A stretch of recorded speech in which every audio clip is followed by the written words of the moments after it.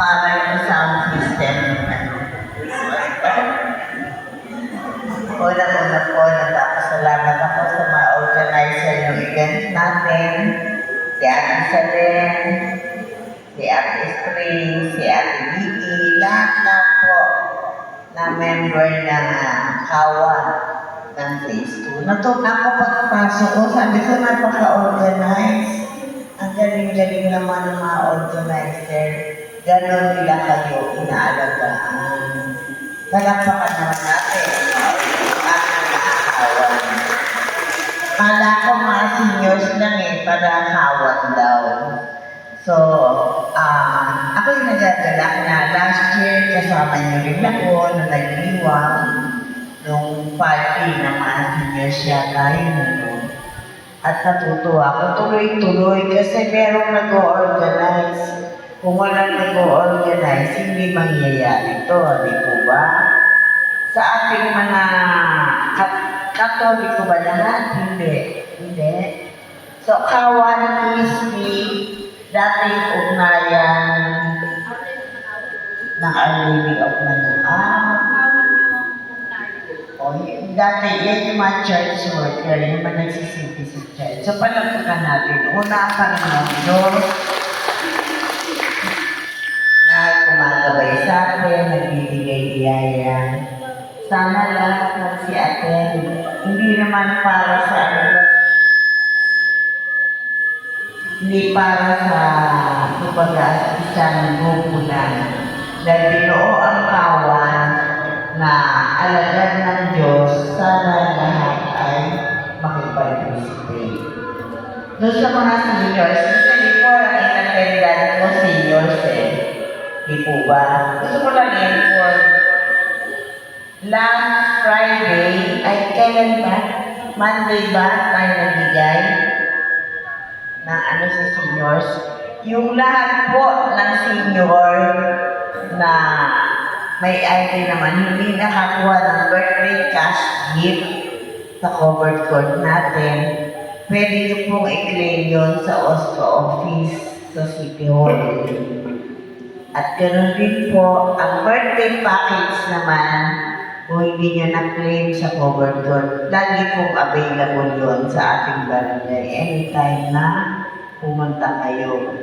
At paulit-ulit, sinasabi ko rin, meron po naman tayong assistance na nakukuha sa barangay, like yung inyong mga, hindi lang po senior, lahat po ng AIDS pwede. Kung kailangan nyo ng konti lang, financial, medical, educational, burial assistance, meron po naman ang barangay. Punta lang po kayo, kailangan lang, meron kayong reseta, indigency, kung burial din, death certificate, medical certificate, meron po naman ako. Ayun po yung mga benepisyo na naipagkakalaw sa atin ng barangay.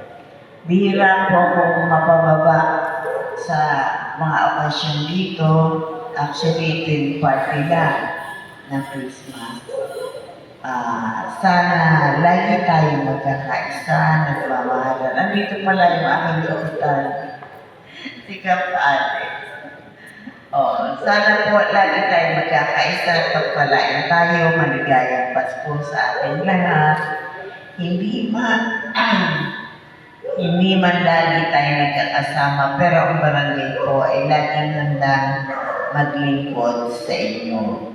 Bilang ina ng barangay, ayokong may naiiwan na taga-barangay ni Paro. Gusto ko lahat kayo welcome. Lahat kayo makikinabang sa mga benepisyong binibigay ng ating local government. Yung Mayor Along Malapitan, Congressman Oka Malapitan, at saka ng ating number 1 konsyal Enteng Malapitan, na ating mga konsyala Ray Bacolod, at lahat-lahat po ng konsyal na parte ng Team Action at Malasakit. Ito si dahil ko naalala, lagi kitang nakikita. Alam niya, pag may nakikita akong PWD, lagi ko sinasabi, pumunta sa barangay. Kasi parang nakakaano na, siya isa sa beneficiary ng PWD na Deparo. Ano po? Pinapapunta ko siya. Binibigyan po siya. Ay, hindi kayo nakakapunta. Sana makakapunta siya para matanggap naman niya yung ano niya. Parang ibigay na lang ng barangay sa kanya. Ano po. Wala ka masyadong masabi kasi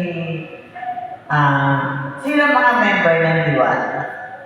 Diwata ay magkakaroon ng Christmas party on December 23.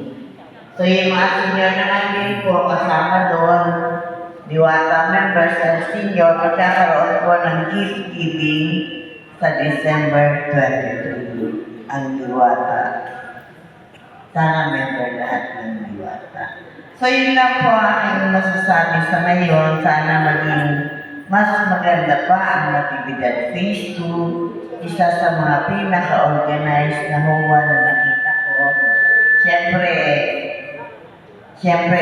nakikita ko rin naman ang kaayusan na ating subdivision. Maraming salamat po sa laging pag-welcome nyo sa akin at magandang Merry Christmas po sa akin.